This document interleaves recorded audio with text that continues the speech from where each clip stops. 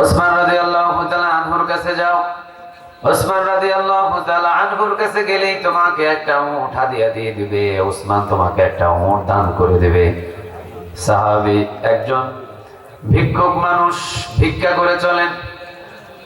একজনকে জিজ্ঞাসা করলেন, ওসমান রাদিয়াল্লাহু তাআলা আনহুর বাড়ি কই? সাহাবী জিজ্ঞাসা করতে সাহাবী দেখায় দিলেন, এই যে এই দিকে যান, ওসমান রাদিয়াল্লাহু তাআলা আনহুর বাড়ি। আর একটু সামনে গেলে আরেকজনকে জিজ্ঞাসা করে, ওসমানের বাড়ি কই? বলে ওই তো ওইটা। কাছে গিয়ে একজনকে জিজ্ঞাসা করে, ওসমান কার নাম? ওসমানের একজন বন্ধু মানুষ, তিনি বললেন, ওই যে খেজুর বাগানে যিনি তুলা রোদের ভিতরে শুকায়, ওনার নামই হলো ওসমান। সুবহানাল্লাহ বলে। কি করে? তুলা তুলা তুলা উড়ায় না, তুলা শুকায়। কয় উড়ায়? তুলা শুকায়। আচ্ছা মা বোনেরা দেখবেন, শীতের সময় লেপ বাহির করে, গরমকালে উঠায় রাখে, আবার যখন লেপ বাহির করে শীত পড়া পড়া অবস্থা, তখন কি লেপ গুলো কি ওই বাহির করে গায়ে দেয় না, একটু রোদে শুকায়? কথা বল না, রোদে শুকায় না? তুলাগুলো দিয়ে বালিশ করার আগে তুলাগুলো রোদের ভিতরে শুকায়।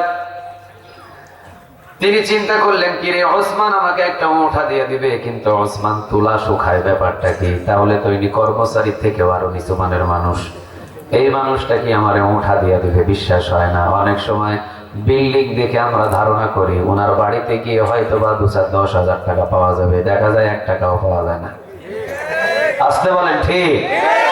অথচ একজন রিক্সা চালক দিন মজুরি, সারাদিন অটো রিক্সা চালায়, মসজিদের জন্য মাদ্রাসার জন্য অন্তত 2,000 টাকা দান করে দেয়, আছে না নাই? আর যিনি দিতে পারবেন 50,000 টাকা, উনি দিয়েছে 2,000 টাকা। রিক্সা চালকও দিয়েছে 2,000 টাকা। রিক্সা চালকের দানটাকে উহুদ পাহাড় পরিমাণ বরকত দিয়ে, উহুদ পাহাড় পরিমাণ বরকতের ঠেলা বানায় দিবেন তিনি কে? আল্লাহ দেখবে যে ওর পকেটে কত ছিল আর কত দিয়েছে, এটা যাচাই করার একজন মালিক আছে, তিনি কে? আল্লাহ। ভিক্ষুক চিন্তা করলেন, কি রে ওসমান নাকি মুঠা দিয়ে দিবে। আমি তো মনে করেছি ওসমান খুব ধরাট্ট এরিয়া মানুষ, খুব ধরাট্ট ব্যক্তি। তো ওসমান উনি খেজুর বাগানের ভিতরে উনি তুলা শুকায়, মানুষটারে তো কেমন কেমন লাগে। কাছে গিয়ে ওসমান রাদিয়াল্লাহু তাআলা আনহুকে পিছন থেকে ডাক দিবেন, দামিন টাইম খেয়াল করে দেখে তুলা শুকাইতে গিয়ে যে তুলাগুলো বাতাসের উপরে উড়ে উড়ে যায়, এই তুলাগুলো আবার ধরে ধরে ওসমান ব্যাগের ভিতরে ভরে রাখে। আমরা যখন তুলা শুকাই, কিছু কিছু তুলা তো বাতাসে উড়ে চলে যায়, ঠিক না ঠিক? উড়ে উড়ে। এই চুয়াডাঙ্গার বসে আপনারা কি কথা বুঝতেছেন? আরে চুয়াডাঙ্গার মাটি কোরআনের ঘাটি, আপনারা এত চুপ থাকলে কেমনে হবে? কথা বলা যায় না? কথা বলবেন তো ইনশাআল্লাহ? চুপ থাকবেন যতদিন, মার খাবেন ততদিন। 17 বছর চুপ ছিলেন, প্রতিদিন মার খাইছেন। একদিন গরম হয়েছেন, পিছনের দরজা দিয়ে পালাতে বাধ্য হয়েছে। এজন্য আজীবন চুপ থাকেন না, মাঝে মাঝে কথা বলার চেষ্টা করেন, এছাড়া আবার মার খাবেন যে কোনো হুঁশ থাকবে না। কথা বলেন না কেন? একটু কথা বললেন, কথা বলার চেষ্টা করেন। কিছুক্ষণ আগে আমার বড় ভাই একটা কথা বলে গেছে, কথাটা খুব গুরুত্বপূর্ণ কথা। আল্লাহ সুবহানাহু ওয়া তাআলা আমাদের প্রত্যেককে কথাগুলো বুঝার তৌফিক দান করুন, বলেন আমিন। আর একটু জোরে বলেন আমিন। ওসমান রাদিয়াল্লাহু তাআলা আনহু তিনি তুলা শুকায়, আর এই তুলাগুলো বাতাসের ভিতরে যেগুলো উড়িয়ে নিয়ে যায়, ওইগুলো ধরে ধরে আবার বস্তার ভিতরে রাখে। ভিক্ষুক চিন্তা করলেন, আরে এমন কৃপণ মানুষ তো আমি জীবনে দেখি নাই। তুলা বাতাসে উড়ে নিয়ে যায়, আবার ওই তুলা ধরে ধরে বস্তার ভিতরে রাখে। এই মানুষটা আমারে উঠা দিয়ে দিবে কেমনে? নবীর দরবারে গিয়ে বলে, নবী এই মানুষের কাছে আমি উঠ চাইতেই পারবো না, বড় কৃপণ মানুষ। নবী গো, এই মানুষ আমারে উঠা দিয়ে দিবে না। বিশ্বনবী সাল্লাল্লাহু আলাইহি ওয়াসাল্লাম তারে ধমক দিয়ে বললেন, ওসমান সম্পর্কে তোমার কোনো আইডিয়া নাই, সোজা যাইবা ওসমানের সামনে হাজির হইবা, গিয়ে সালাম দিয়ে বলবা বিশ্বনবী পাঠিয়েছেন উঠা দিয়ে নেওয়ার জন্য, ওসমান আপনি আমারে উঠ দেন। বলতে দেরি হবে, ওসমান উঠ দিতে দেরি করবে না, কারণ ওসমান গোলামি করে কার? যাও মিয়া, যাও তাড়াতাড়ি দাও। ভিক্ষুক এবার মনের ভিতরে সাহস পাইছে, এবার গিয়ে বলে দিব আমি। সোজা গিয়ে দেখে ওসমান এখন আর ওই তুলা শুকানোর ওই জায়গায় নাই। দেখে একটা গোডাউনে একটা চালের বস্তায় কিছু পিঁপড়া লেগেছে। পিঁপড়াগুলো চালের বস্তা ছিদ্র করে চালগুলো মুখ করে নিয়ে গর্তের ভিতরে পিঁপড়া যায়, আর ওসমান পিঁপড়ার গাল চিপে ধরে চালটা নিয়ে আবার বস্তায় রেখে দেয়। ঝিনাইদহতে আছে এমন গরিব মানুষ, ঝিনাইদহতে আছে এমন কৃপণ মানুষ। কথা বলেন না কেন? আছে আছে নাই। ওসমান রাদিয়াল্লাহু তাআলা আনহু যখন দেখলেন চালের বস্তা থেকে যখন পিঁপড়াগুলো চালগুলো নিয়ে যখন নিচের গর্তের দিকে নিয়ে যায়, ওসমান পিঁপড়াগুলোর গাল চিপে ধরে পিঁপড়ার সামনে থেকে চালটা নিয়ে আবার বস্তার ভিতরে রেখে দেয়। সাহস করে ভিক্ষুক আসছিলেন যে সোজা গিয়ে উঠ চাইব, এবার সাহস আরো হারায় ফেলছে। ভিক্ষুক চিন্তা করছে সর্বনাশ, এটা আবার কোন কৃপণ। বিশ্বনবীর দরবারে গিয়ে বলে, নবী গো, আপনি আমার হাতে কিছু দেন, আমি হেডারে দিয়ে আসি। সুবহানাল্লাহ বলবেন না? যে তুলা বাতাসে উঠতে দেয় না, যে পিঁপড়াকে বস্তা থেকে চাল খেতে দেয় না, ওই মানুষটা আমার উঠ হাদিয়া দিবে, এটা কি বিশ্বাস করা যায়? কথা বলেন, বিশ্বাস করা যায়? বিশ্বনবীজি বললেন, আমার ওসমান সম্পর্কে তোমার ধারণাটা ভুল। যাও ওসমান রাদিয়াল্লাহু তাআলা আনহুর কাছে গিয়ে উঠ চাইবা। সোজা এসে ওসমান রাদিয়াল্লাহু তাআলা আনহুর সামনে এসে দাঁড়িয়ে বলছেন, ওসমান, বিশ্বনবী আপনার কাছে পাঠিয়েছেন। আমি এসেছিলাম ভিক্ষুক মানুষ, ভিক্ষা করে খায়। বিশ্বনবী বললেন, ভিক্ষা বন্ধ করে দাও। আমি বলেছিলাম, নবী, একটা উট হাদিয়া দিলে আমি ভিক্ষা বন্ধ করে দেব। বিশ্বনবীজি বলেন, আমার কাছে তো উট নাই, আমার জামাতা ওসমানের কাছে যাও। আমি আপনার কাছে এসেছি, জানি আপনি আমারে উট দিতে পারবেন না, এই জন্য আমি বাড়ির দিকে রওনা দিলাম। ওসমান রাদিয়াল্লাহু তাআলা আনহু তিনি পিছন থেকে ডাক দিয়ে বললেন, কি বলেন আপনি? আমি দিতে পারবো কি পারবো না এটা হলো কথাটা তো না শুনে আপনি পিছনের দিকে বাড়ির দিকে রওনা দিয়েছেন, আমাকে তো অপমান করছেন। কাঁধের উপরে হাত দিয়ে বললেন, উট আমি দিলে হয়তো আপনার পছন্দ হবে না, এই জন্য আমার শতাধিক উট ওই পাহাড়ের চূড়ায় আছে। এই 100 বেশির উট যেখানে আমার আছে, এখান থেকে যে উটটা পছন্দ আপনার, সেই উটটা আপনি আপনার বাড়িতে নিয়ে যাবেন। না, সুবহানাল্লাহ হয় না, একটু আওয়াজ দিয়ে বলতে হবে সুবহানাল্লাহ। একবার যদি কোনো বান্দা সুবহানাল্লাহ বলে, আসমান এবং জমিনের খালি জায়গা নেক দিয়ে আমলনামায় জমা করে দিবেন তিনি কে? একবার যদি কোনো বান্দা বলে আল্লাহু আকবার, 2টা উট জিহাদের ময়দানে অথবা সাদাকা করার নেক আমলনামায় জমা করে দিবেন তিনি কে? বলেন একবার আল্লাহু আকবার। 2টা উট সাদাকা করার নেক পাইলেন, আবার বলেন আল্লাহু আকবার। আরো 2টা উট সাদাকা করার নেক পাইলেন, আবার বলেন আল্লাহু আকবার। 17 বছর তো বলতে পারেন নাই আল্লাহু আকবার বলে একটু কাজা আদায় করেন। আল্লাহু আকবার পারেন নাই তো 17 বছর বলতে। যেখানে আল্লাহু আকবারের ধ্বনি দিয়েছে ওই জায়গায় ওই যুবকরে থামিয়ে দেওয়ার স্টেজে কিছু মানুষ বসা ছিল, আওয়াজ দিয়ে বলেন ঠিক না ভাই? ঠিক পারেন নাই তো। এখন যেহেতু সুযোগ আসছে, তো এখন আল্লাহু আকবারের ধ্বনি দিতে কি কোনো ভয় আছে? কথা বলেন না কেন? ভয় আছে? জমিনটা কার? আরো জোরে বলেন, জমিনটা কার? এই জমিনে উচ্চ স্বরে আওয়াজ হবে এক নামের, আওয়াজ দিয়ে বলেন নামটা কি? আরো জোরে বলেন, আরো জোরে আওয়াজ দিয়ে বলেন।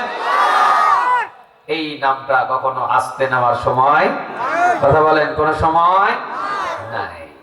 ওসমান রাদিয়াল্লাহু তাআলা আনহু তিনি কাঁধের উপরে হাত দিলেন, শতাধিক উট যেখানে ছিলেন সেখানে নিয়ে গিয়ে লাগায় দিলেন, পছন্দ করেন। এই মাথা থেকে ওই মাথা পর্যন্ত উট দেখা ভিক্ষুক কয়, এগুলো ছোট উট। এইগুলা কি এতক্ষণে কি ভিক্ষা করছে? আর এখন উট আইসা কি কয়? কথা কয় না কি? ছোট উট। এই ছোট উট দিয়ে আমি মাছ টানুম কেমনে? এই উট দিয়ে আমার হবে না, আমার বড় উট লাগবে। ওসমান রাদিয়াল্লাহু তাআলা আনহু আমরা হলে কি কইতাম? বেটা ভাত তো 3 বেলা খাইতে পারোস না, যা দিছি এটালে ভাগ, ঠিক না বেটে? ওসমান রাদিয়াল্লাহু তাআলা আনহু তিনি এমন দান করতেন, দানব যাকে দান করতেন নিজ ইচ্ছাকৃতভাবে ওসমান দিতেন না। দান যে নিতে আসতেন তাকে বলতেন যতটুকু প্রয়োজন অতটুকু নিয়ে যান, আপনি খুশি তো আরশ থেকে খুশি হয়ে যাবেন তিনি কে? আর আপনাদের পকেটে আছে 2000 টাকা, মাদ্রাসার জন্য দিতেছেন 10 টাকা, ইনসাফ হইল? কথা বলেন না কেন? ইনসাফ হইল? ওসমান রাদিয়াল্লাহু তাআলা আনহুর দানের সিস্টেমটা একটু আলাদা।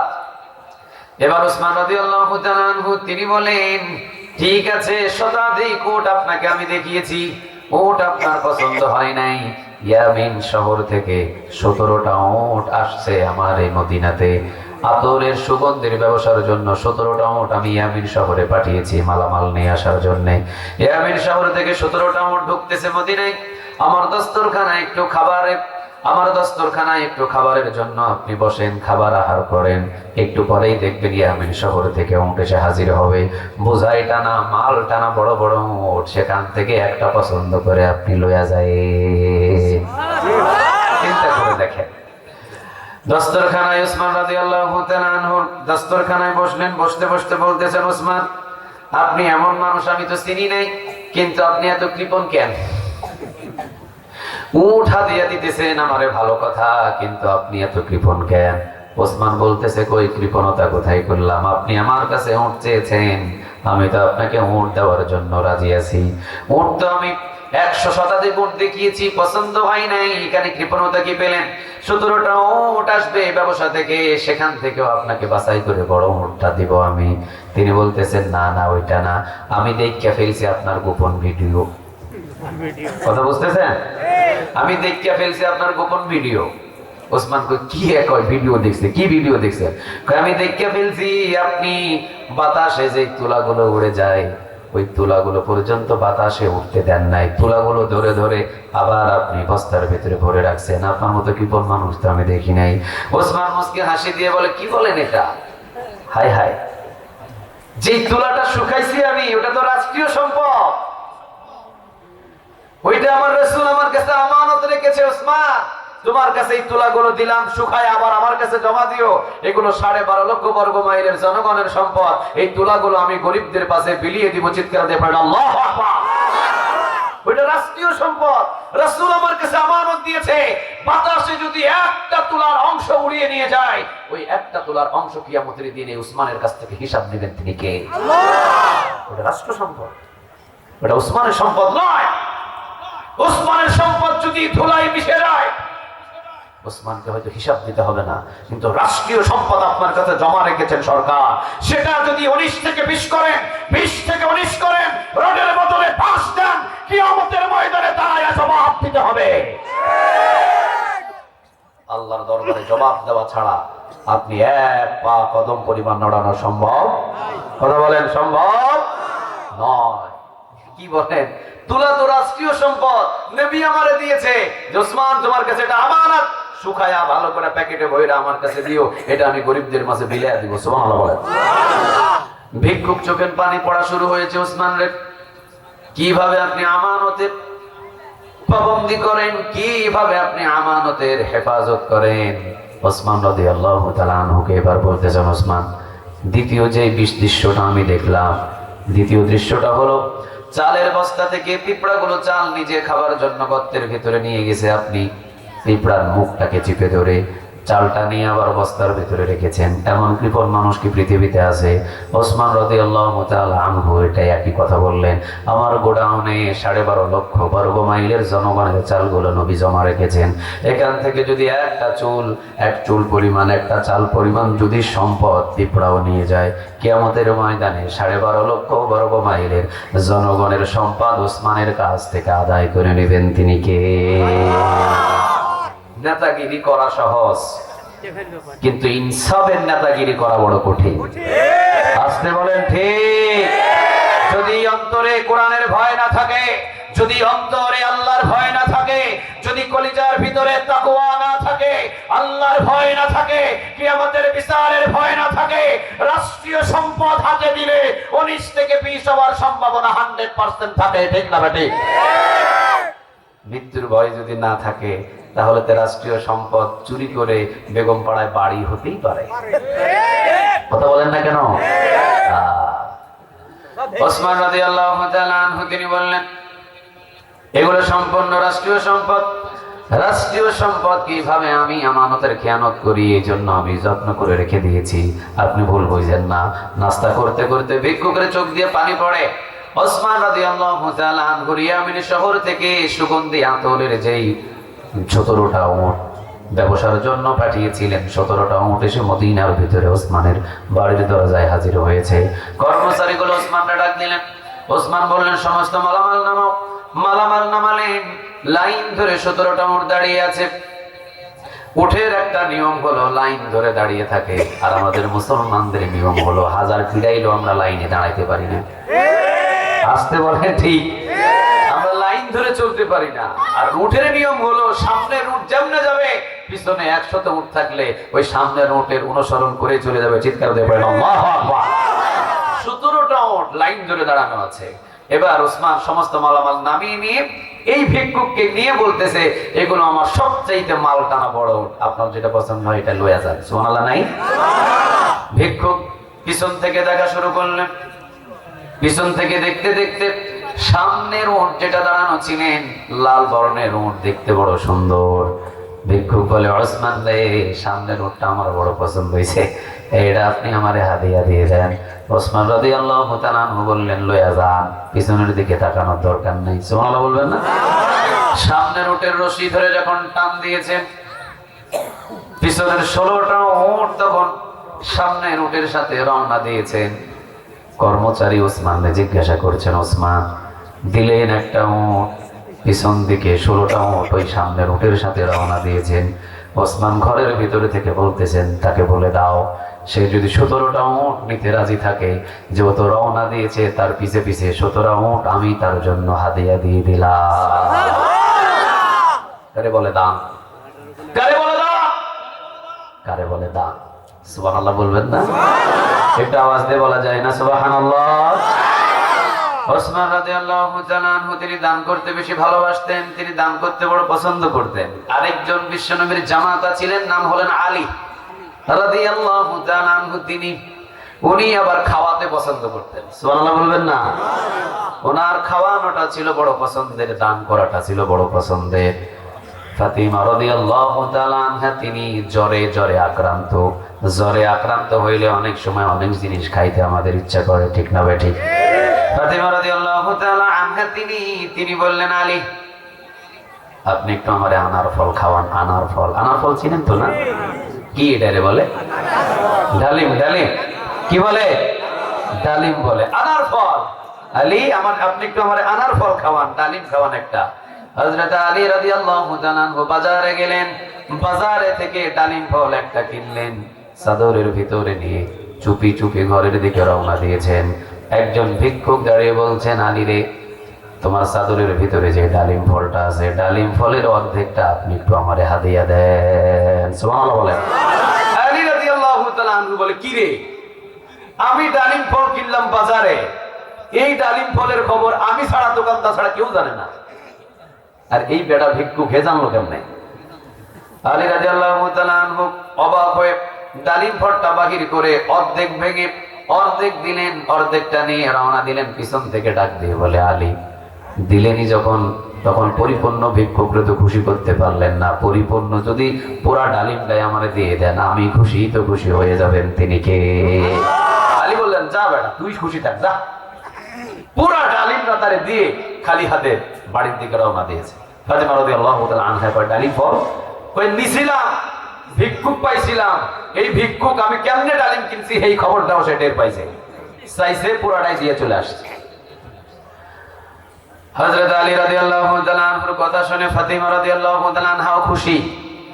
দুইজনে বসতে দেরি, ইন দা মিন টাইম একজন সাহাবী নাম হলো সালমান ফারসি রাদিয়াল্লাহু তাআলা আনহু, তিনি দরজায় এসে টোকা দেওয়া শুরু করেছেন, দরজায় টোকা দিচ্ছেন। আলী রাদিয়াল্লাহু তাআলা আনহু দরজা খুলেছেন, সালমান ফারসির মাথার উপরে আনার ফলের একটা ঝুড়ি। সুবহানাল্লাহ, এখানে না, বাড়িতে গিয়ে নাস্তার পরে একটু আওয়াজ দিয়ে বলেন তো দেখি সুবহানাল্লাহ। আনার ফলের একটা ঝুড়ি। ওসমান রাদিয়াল্লাহু তাআলা আনহুর দান ছিল, ওনার আলীর দান ছিল, দুইজনাই ছিলেন বিশ্বনবীর জামাতা। হযরত আলী রাদিয়াল্লাহু তাআলা আনহু ও সালমান ফারসির মাথার উপরে যখন দেখছে অনেক বড় বড় ডালিম ফলের একটা ঝুড়ি, আলী রাদিয়াল্লাহু তাআলা আনহু বলছেন, কি ব্যাপার সালমান, তুমি এই ডালিম ফলের ঝুড়ি নিয়ে কই যাও? সালমান ফারসি বলেন, আলী বিশ্বনবী এই মাত্র আমার কাঁধের, আমার মাথার উপরে ঝুড়িটা উঠাইয়া দিয়া বললেন, এই ঝুড়ির মালিক হলেন হযরত আলী। আলীর ঘরে নিয়ে যাও, আলীর ঘরে নিয়ে এই ঝুড়িটা পৌঁছায়া দাও। সুবহানাল্লাহ বলবেন না? সালমান ফারসি বলছে, কি জন্য রাসূল পাঠালেন এইটাও আমি জানি না, এটার গোপন রহস্য কি? আলী বলো না। আলী বলে না, আমিও জানি না। সালমান ফারসি ঝুড়িটা নামালেন, আলী রাদিয়াল্লাহু তাআলা আনহুকে ঝুড়িটা যখন দিলেন, আলী রাদিয়াল্লাহু তাআলা আনহু বললেন, সালমান একটু দেরি করো, দেখি ডালিম ফলগুলো গুনে দেখি। গুনলেন 1 2 3 4 5 6 7 8 9। না না 10 না, আপনি 10 কোন কেন? কয়টা? 9টা। 1 2 3 4 5, বাম হাতে 6 7 8 9। কি রে, এই হাতে 5টা, এই হাতে 4টা, 9টা। না সালমান, এটা আলিফ তো আমার না। সালমান ফারসি কি বলেন, এটা তো রাসূল আপনার কাছে পাঠাইছে। তো আলী রাদিয়াল্লাহু তাআলা আনহু বলছে, রাসূল যদি আমার কাছে পাঠায় তো 10টা জালিম পাঠাবে, 9টা কেন? সুবহানাল্লাহ নাই? সালমান ফারসি রাদিয়াল্লাহু তাআলা আনহু তিনি বলেন, আলী রে 10টা পাঠাবে মানে কি জন্য এটা বললেন? সালমান ফারসি কে আলী রাদিয়াল্লাহু তাআলা আনহু তিনি বললেন, সালমান রে, রাস্তায় আমি একটা দান করেছি, আল্লাহ তো একটার বিনিময়ে 10টা দেয়। তাহলে 9টা কেন? 9টা যেহেতু আসছে, এইটা আমার না। আসতে হলে আসবে কয়টা? আসতে হলে আসবে 10টা, তাহলে 9টা কেন? সালমান ফারসি পিছন থেকে একটা লুকায় রাখছিল, ওই যে গোপন জিনিসটা জানার জন্য। সালমান ফারসি নিহত বড় একজন সাহাবী, পিছন থেকে বাহির করে 10টা পূরণ করে দিয়ে বললেন, আলী রে, একটা যদি দান করা হয় 10টা পরিপূর্ণ তাকে আল্লাহ রাব্বুল আলামিন দান করে দেয়। এই জন্য আপনারা দান করবেন 1 টাকা, আল্লাহ দিবেন কয় টাকা? দান করবেন 1000, আল্লাহ আপনাকে যে কোনো মাধ্যম দিয়ে 10,000 বরকত দিয়ে দিবেন। তিনি কে? মাদ্রাসায় দিতে রাজি আছেন তো আপনারা? কথা বলেন না কেন, দিতে রাজি আছেন? মুসলমানদের গ্রন্থটার নাম কি? হয় না, আওয়াজ হয় না, আর একটু জোরে বলেন, আরো একটু আওয়াজ দিয়ে বলেন। কোরআন শব্দটা যদি কেউ জবান থেকে একবার বাহির করে 40টা নেক আমলনামায় জমা করে দিবেন। তিনি কে?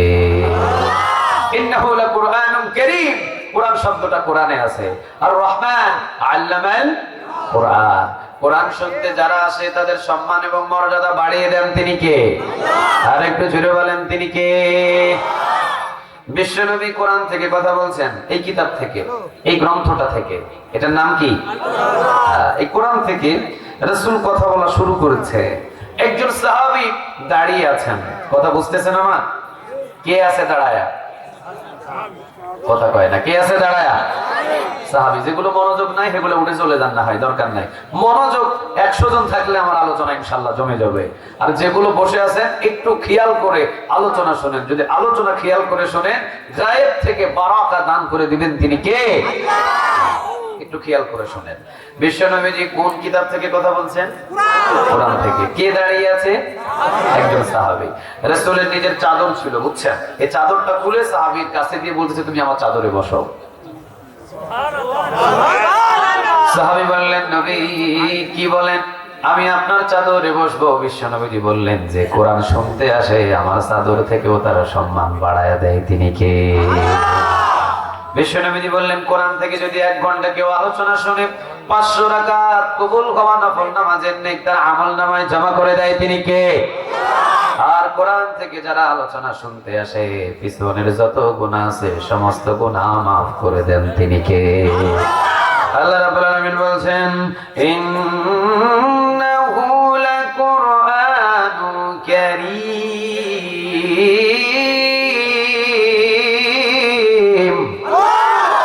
ইন্নাহু লাকুরআনুন কারীম। কোরআন হলো সম্মানিত কিতাব। এই কোরআনের সাথে যদি কারো সম্পর্ক হয়, সে জেলখানায় থাকলেও আল্লাহ তার সম্মান বাড়িয়ে দেয়।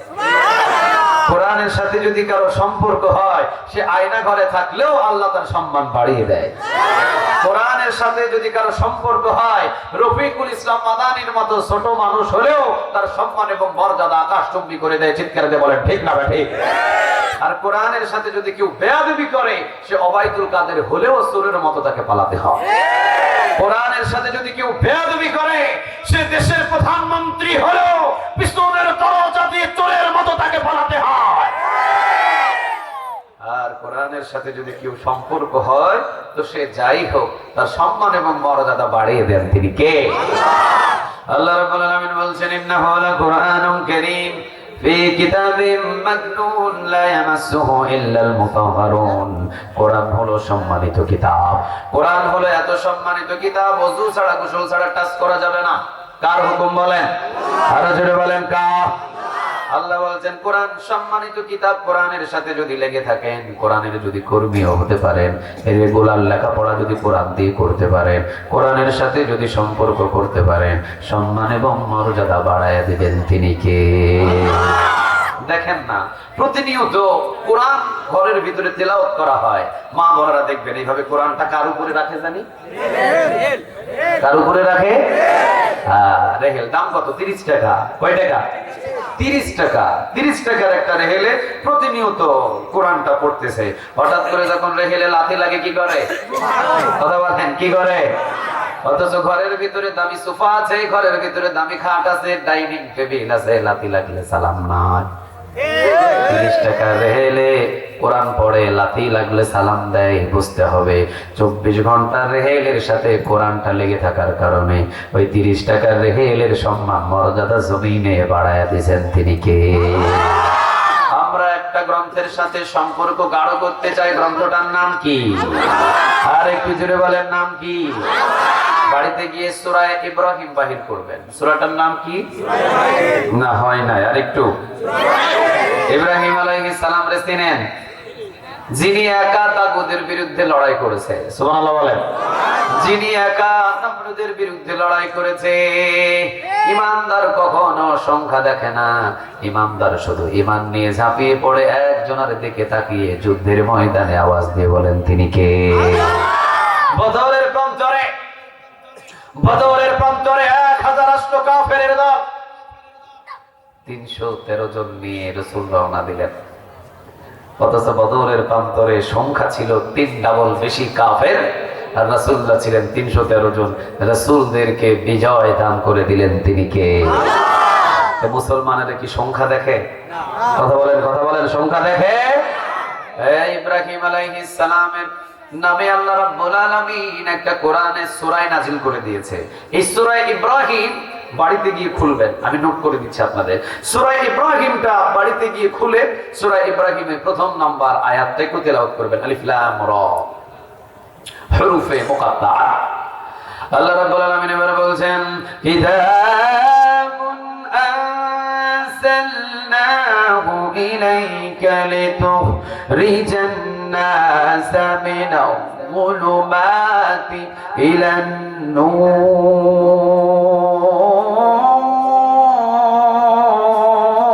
النور الله رب العالمين বলছেন كتاب أنزلناه إليك لتخرج الناس من الظلمات إلى النور।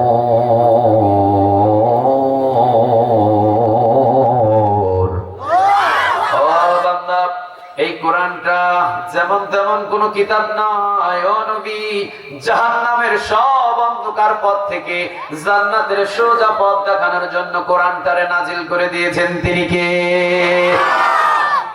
এই গ্রন্থটা হলো জান্নাতের সোজা পথ, ঠিক না বেটি? এর ভিতরে কোনো আঁকা বাঁকা, কোনো চৌমহলি, যে বুকের ভিতরে ধরবে তাকে সোজা জান্নাতে পৌঁছায় দিবেন তিনি কে? অথচ আল্লাহ রাব্বুল আলামিন বলছেন জান্নাতের পথ এটা হলো কোরআন। অথচ এই কোরআনের বিরুদ্ধে একটা গ্রুপ থাকবে যেটারে বলা হয় আবু জেহেল গ্রুপ। আসতে বলেন, এই গ্রুপটা পৃথিবীতে আছে না নাই? আল্লাহ বলছেন নবী গো, জান্নাতের পথ আমি দিয়েছি কোরআন, এটাকে ধ্বংস করার মতো পৃথিবীর কারো ক্ষমতা নাই। হেফাজতের দায়িত্বটা কার? ইন্না نحن نزلنا الذكر وإنا له لحافظون।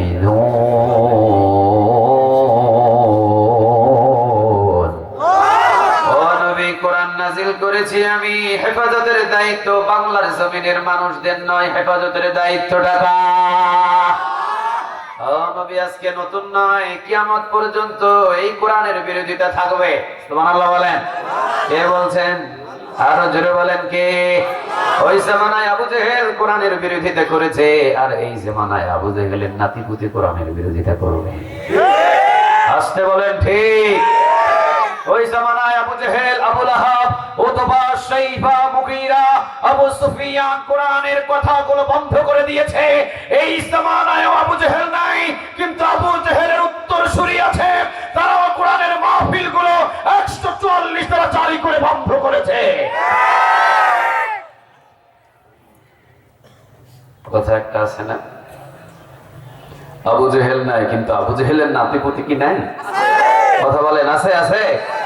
এইটা আল্লাহ রাব্বুল আলামিন ভালোভাবে জানতেন, এই জন্য 1400 বছর আগে আল্লাহ বলেছেন ইউরিদুনা, পড়েন, ইউরিদুনা লিইউতফিউ নূরাল্লাহি বিআফওয়াহিহিম ওয়াল্লাহু মুতিম্মু নূরিহি ওয়ালাউ কারিহাল কাফিরুন।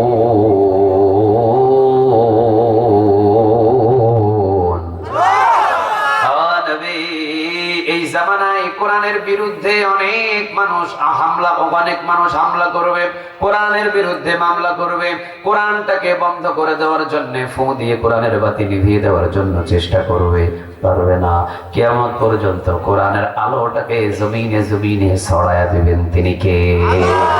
17 বছর এত কোরআনওয়ালাদের উপরে নির্যাতন হয়েছে, কোনো হিসাব নাই। থামাইতে পারছে?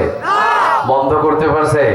আরে 17টা বছর পর্যন্ত নির্যাতন করেছে দুইটা দলের উপরে সবচেয়ে বেশি, এক হলো বিএনপি আর একটা হলো জামাত ইসলাম। আমি কি ভুল বলতেছি? 17টা বছর পর্যন্ত তাদের মেইন টার্গেট ছিল এই দুইটা দলগুলোকে ধ্বংস করে দেওয়া, ঠিক না বেটি? 17টা বছর যারা এই দলের কর্মী ছিল, দায়িত্বশীল ছিল, এদেরকে নিজের ঘরে ঘুমাতে দেয় নাই। আচ্ছা বলেন তো দেখি, সরাইতে পারছে? ধ্বংস করতে পারছে? শক্তিশালী দল, কোরআনের সৈনিক, এদেরকে ধ্বংস করা যায় না। 5 আগস্ট একদিন টিকে থাকতে পারে নাই, আর 17 বছর নির্যাতন সহ্য করার পরও যারা টিকে আছে তারাই হলো হকের পথে আছে। আর হকের দল একটা থাকবেই থাকবে কিয়ামত পর্যন্ত। এই কথাটা আমার নয়, কথাটা কার? আরো জোরে আওয়াজ দিয়ে বলতে হবে কার? এই জন্য আল্লাহ রাব্বুল আলামিন বলছেন ইউরিদুনা লিইউতফিউ নূরাল্লাহি বিআফওয়াহিহিম আল্লাহু মুতিম্মু নূরিহি ওয়ালাউ কারিহাল কাফিরুন। ও নবী, আপনি দেখবেন কাফেররা ফু দিয়ে কোরআনের আলোটাকে নিভিয়ে দিবে। ঝিনাইদহ মাহফিল হবে, বন্ধ করে দিবে। চুয়াডাঙ্গায় মাহফিল হবে, বন্ধ করে দিবে। জীবননগর মাহফিল হবে, বন্ধ করে দিবে। নবী গো, এইভাবে কোরআনের আঞ্জাম বন্ধ করে দিয়ে তারা কোনো লাভবান হতে পারবে না। 1 বছর, 2 বছর, 3 বছর, 4 বছর, 17 বছর পর্যন্ত থাকতে পারবে, 41 বছর পর্যন্ত সুযোগ দেওয়া হবে না। কিন্তু টার্গেট ছিল তো 41। আওয়াজ দিয়ে বলেন, টার্গেট ছিল কত? 41। কিন্তু কোরআনের বিরুদ্ধে যারা চলে তাদের বিরুদ্ধে অ্যাকশন নেন পৃথিবীর জমিনের মানুষ নয়, একজন, তিনি কে? আরো জোরে বলেন, তিনি কে? তাহলে তারা চায় কোরআনটাকে ফু দিয়ে নিভিয়ে দিতে, আর আল্লাহ বলে কোরআনটারে আমি জমিনের ভিতরে ছড়িয়ে দিব। সুবহানাল্লাহ নাই? যদি আগুন লেগে, নকুল কুমার এ হলো একটা হিন্দু, এরপরেও কোরআনের পক্ষে একটা গান লিখেছে, যদি আগুন লেগে ধ্বংস হয়ে যায়, ধ্বংস হয়ে যায়, যদি আগুন লেগে যাই পড়ে যায়, আগুন লেগে যাই পড়ে যায়, পৃথিবীর সব বইয়ের দোকান বিশ্ব থেকে হারাবে না পবিত্র কোরআন, বিশ্ব থেকে হারাবে না পবিত্র কোরআন। ঠিক না ঠিক? পৃথিবী থেকে সব বিদায় হয়ে যাবে, একের পর এক নাস্তিক বিদায় হয়ে যাবে, একের পর এক আবু জেহেল বিদায় হয়ে যাবে, একের পর এক আবু লাহাব বিদায় হয়ে যাবে, একের পর এক উতবা বিদায় হয়ে যাবে, একের পর এক কোরআন বিরোধী বিদায় হয়ে যাবে। ইন্দুরের গর্ত রাতের বেলা খুঁজে খুঁজে বর্ডার দিয়ে রাতের বেলা পালিয়ে যাবে, কোরআনের জায়গায় ঠিকই বসে থাকবে। এটাকে নাড়ানোর মতো পৃথিবীর কোন শক্তি? আরো জোরে বলেন, পৃথিবীর কোন শক্তি নাই। কথাটা আমার নয়, কথাটা কার? ফু দিয়ে কোরআনের বাতি নিভানো যায়? কথা কয় না, নিভানো যায়? ছেলে চাকরি করে ঢাকা শহরে, বাবা রিক্সা চালক, ইতিহাসে এরকম হয় না? কথা বলেন, হয়? বাবা চাকরি করে, ছেলে চাকরি করে ঢাকা শহরে, আর ছেলে চাকরি করে ঢাকা শহরের, বাবা হলো রিক্সা চালক। ছেলে যখন চাকরি পেয়ে গেছে, 7 তলা 10 তলা ফ্ল্যাটে থাকে, এখন বাবারে বলতেছে, বাবা আপনি আসেন না ঢাকা শহরে, কতদিন রিক্সা চালাবেন, আইসা আমার ফ্ল্যাটে একটু ঘুরে খাইরা যান। বাপও চিন্তা করছে, যাক বহুদিন কষ্ট করলাম, ফুট বলে ছেলে বলে, অনেক এলাকায় বেটা ছেলে বলে, ছেলা বলে, ছেলে। ও বেটা ছেলে, মেয়ে ছেলে না, মেয়েদেরকে কি বলে? মেয়ে বলে। আচ্ছা, সিলেটে কি বলে? পুরাপুরি। হ্যাঁ, এরপরে চট্টগ্রামে বলে ফুয়া। চট্টগ্রামে কি বলে? ফুয়া। হ্যাঁ, তো যেহেতু নিজের ছেলে চাকরি পেয়েছে, বাপ বলতেছে, আরে গিয়ে একটু দেখে আসি না, রওনা দিয়েছে ঢাকা শহরে গিয়া। এবারে ফ্ল্যাট দেখে, গ্রামের মানুষ তো কোনোদিন দেখে নাই, 7 তলায়। এখন কয়, বাপজান 7 তলায় উঠবো, মই কই? কারণ আমরা তো মাটির বাড়িতে একতলায় উপরে তালায় উঠতে লাগলে কি লাগে? হ্যাঁ, বাজার মই কই? কই কিসের মই?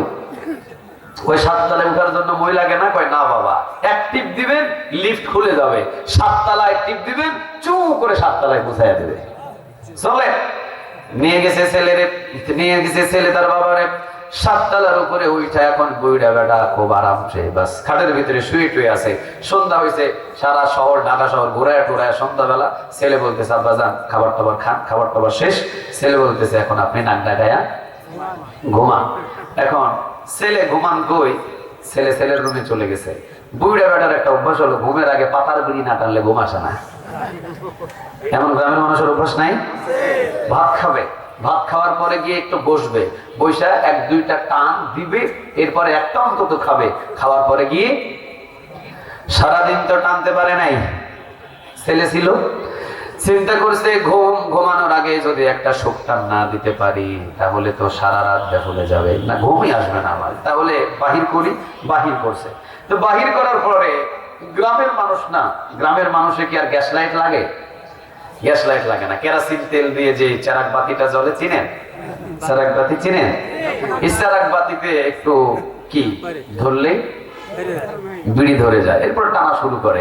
ও চিন্তা করতেছে, কি রে আইলাম ঢাকা শহর, ফোলার বাড়ি, ছেলের বাড়ি, এখন এখানে তো কোনো চারাক বাতি নাই, দেখে কারেন্টের বাতি জ্বলে, ও বিড়ি নিয়ে যায় কারেন্টের বাতি ধরছে। আপনারা বলেন তো বিড়ি কি ধরবে? কারেন্টের বাতিতে যখন বিড়ি ধরছে, বিড়ি ধরার পর দেখেন কাঁচা খেয়ে দেখেন না, বিড়ি তো ধরে না, ধোঁয়াও বাইর হয় না। আবার যখন ধরছে না, ধোঁয়া বাইর হয় না, চিন্তা করলেন মনে হয় এই বাতিতে বিড়ি ধরানো সম্ভব নয়।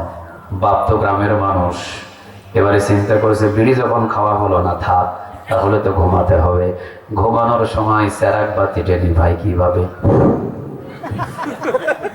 ফু দিলে নিবে না?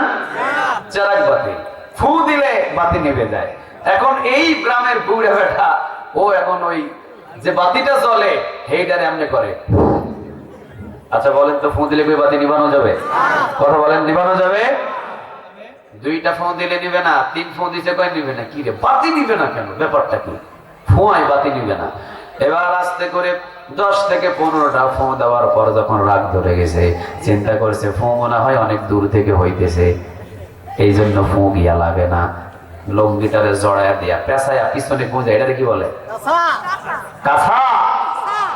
হ্যাঁ, কাঁচা বলে, কাঁচা মারছে, কাঁচা মায়েরা লাফায়া এইটারে ফোয়ায়। আচ্ছা বলেন তো, লাফায়া শুধু একজন না, বাংলাদেশের সব মানুষ এই বাতিরে ফোয়াইলে বাতি নিভানো সম্ভব? কথা বলেন, সম্ভব? ফোয়াইতে সারা রাত পা। ওইদিকে ফজর নামাজের আযান দিয়ে দিছে, আসসালাতু খায়রুম মিনান নাম,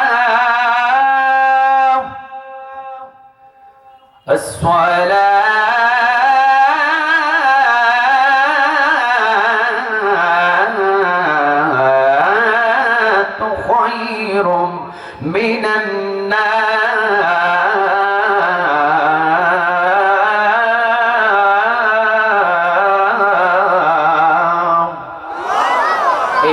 ফজর নামাজের আযান দিয়ে দিছে। এখন ফুলা তো জায়গায় গেছে, ছেলে জায়গায় ভাই আব্বা উঠেন। ভেতর থেকে বুড়া বেটা কয়, বাপ করিস না, কি বাতি জ্বালায়া দিয়া গেছো, সারা রাত ফোঁয়াইছি, বাতি নিবে না, বাতিও নিবে না, ঘুমও হয় না। ছেলে মুচকি হাসি দিয়ে ঘরের ভিতরে ঢুকে কয়, বাপজান কি বলেন? এই বাতি তো নিভানোর জন্য ফু দিয়ে কাজ হবে না, এই বাতি নিভানোর জন্য এখানে একটা সুইচ আছে, সুইচটা যদি অন করেন বাতি জ্বলে উঠবে। এই যে সুইচটা যদি অফ করেন দেখেন বাতিটা নিভে গেছে। তবে আব্বাজান, এই সুইচটা হলো কারেন্টের মেইন সুইচ নয়, যেখানে কারেন্ট তৈরি হয় কাপ্তায়। চিনেন না আপনারা? নাম শুনেন নাই? কাপ্তায়, এই কাপ্তায় এখানে কারেন্ট উৎপন্ন হয়, সেখানে কিন্তু মেইন একটা সুইচ আছে। আব্বাজান, ওই সুইচ যদি অফ করে দেয় সারা বাংলাদেশের হয়তো সকল কারেন্টের বাতিগুলো নিভে যাবে। ওই সুইচটা যদি অন করে দেয় সারা বাংলাদেশের সমস্ত কারেন্টের বাতিগুলো জ্বলে উঠবে। আল্লাহ বলতেছেন, আবু জেহেল কোরআনের বাতিটারে ফু দিয়ে নিভানোর চেষ্টা করে, কিন্তু আবু জেহেল জানে না কোরআনের এই বাতির মেইন সুইচ লৌহে মাহফুজে রেখে দিয়েছেন তিনি কে? পৃথিবীর একজন নয়, পৃথিবীর দুইজন নয়। আবার যদি আবু জেহেল জন্ম নেয়, আবার যদি আবু লাহাব জন্ম নেয়, আবার যদি উতবা জন্ম নেয়, আবার যদি সাইবা জন্ম নেয়, আবার যদি বিশ্ব যুদ্ধ শুরু হয়, কোরআনটাকে পৃথিবী থেকে ধ্বংস করতে কেউ পারবে না, পারবে না, পারবে না। ঠিক না বেঠিক? এটা ধ্বংসের কোন কিতাব নয়, এটার হেফাজতের দায়িত্বটা কার? আরো জোরে বলতে হবে কার? তাহলে জান্নাতে যাওয়ার সোজা পথের নাম কি? আর একটু জোরে বলেন, জান্নাতে যাওয়ার সোজা পথের নাম কি? জান্নাতে সবাই যেতে চান তো? কারা কারা? লিল্লাহে তাকবীর, লিল্লাহে তাকবীর, নারে তাকবীর। তাহলে আমরা কোরআনটা ধরে এখন জান্নাতের দিকে রওনা দিব ইনশাআল্লাহ। কিন্তু পথটা বড় সহজ নয়, একটু কঠিন। ঠিক না ভাই? ঠিক। আচ্ছা, কোরআনটা ধরে আমি জান্নাতের দিকে রওনা দিলাম। ইন দ্য মিন টাইম আমার সামনে হয়তো বা কোনো অস্ত্র শস্ত্র বাহিনী আমার সামনে এসে দাঁড়িয়ে আমাকে বলতেছে, তোমার বুকে এটা কি? আমি বললাম কোরআন। কোরআন? কোরআনটা তুমি ছেড়ে দাও, কোরআন যদি তুমি না ছাড়ো তাহলে তোমার বুকটাকে আমরা ঝাঁঝরা করে দেব। এখন বুলেটের গুলির ভয়ে যদি কোরআন ছেড়ে দিই জান্নাতে যাওয়া যাবে? কথা বলেন, বুলেটের গুলির ভয়ে যদি কোরআনটা ছেড়ে দিই জান্নাতে যাওয়া যাবে? তাহলে জান্নাতে যেতে হলে কোরআনটা বুকের ভিতরে ধরেই বুলেটের গুলি নিয়ে হাসতে হাসতে শহীদ হয়ে জান্নাতে যেতে হবে। ঠিক না ভাই? ঠিক। তাহলে কোরআনটা আমরা এখন মানবো 12 আনা না 16 আনা? যেহেতু কোরআন হলো আমার জান্নাতে যাওয়ার সোজা পথ, কোরআনটা আমরা মানবো এখন 12 আনা না 16 আনা? 16 আনা যদি কোরআন মানেন আপনাকে জান্নাতে উঠাইয়া দেবেন তিনি কে? কিন্তু কিছু কিছু মানে 12 আনা, কিছু কিছু মানুষ মানে 13 আনা, কিছু কিছু মানুষ মানে 14 আনা, আর কিছু কিছু মানুষ মানে 16 আনা। 12 আনা যারা মানে তাদের নিয়মটা দেখেন, মসজিদে কোরআন তেলাওয়াত হবে সেটা মানে, মসজিদে কোরআন দিয়ে তারাবির নামাজ খতম করা হবে সেটা মানে, মৃত ব্যক্তির পাশে কোরআন তেলাওয়াত করা হবে সেইটা পছন্দ করে সেইটা মানে, কোরআনের তাফসীর মাহফিল হবে সেইটা মানে। যদি বলা যায় কোরআন দিয়ে রাষ্ট্রটাকে পরিচালনা করে, তাই মানি না? আস্তে বলেন, আস্তে বলেন। আচ্ছা, কোরআন দিয়ে যদি রাষ্ট্র পরিচালনা করে জমিনে শান্তি দান করবেন তিনি কে? আচ্ছা, বিশ্ব নবী আমরা সবাই ভালোবাসি না? আচ্ছা, রাসূল কোন কিতাব দিয়ে রাষ্ট্র চালাইছেন? আরো জোরে বলেন।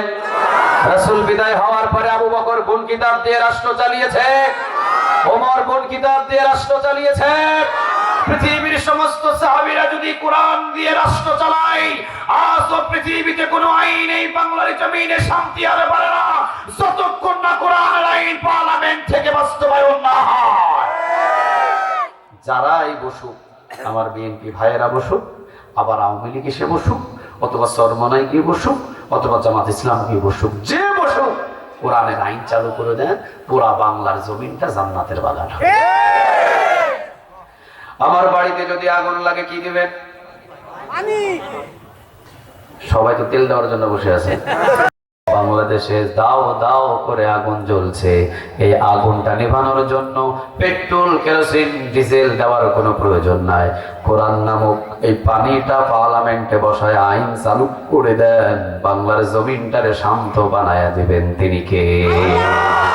আল্লাহ রাব্বুল আলামিন এই কোরআনের ভিতরে 16 নম্বর সূরা, সূরাটার নাম হলো সূরা আন-নাহল। আল্লাহ রাব্বুল আলামিন সূরা আন-নাহলের 90 নম্বর আয়াতের ভিতরে আল্লাহ বলছেন, ইন্নাল্লাহ, পড়েন, ইন্নাল্লাহা মুরু বিল আদলি ওয়াল ইহসানি ওয়া ইতা'i যিল কুরবা ওয়া ইয়ানহা আনিল ফাহশাই ওয়াল মুনকারি ওয়াল বাগই ইয়া'iযুকুম লা'আল্লাকুম তাযাক্কারুন। কথাটা কার? পরিচিত পরিচিত আয়াত মনে হয় না? কথা বলেন, পরিচিত আয়াত মনে হয়? ইন্নাল্লাহা ইয়া'মুরু বিল আদলি ওয়াল ইহসান।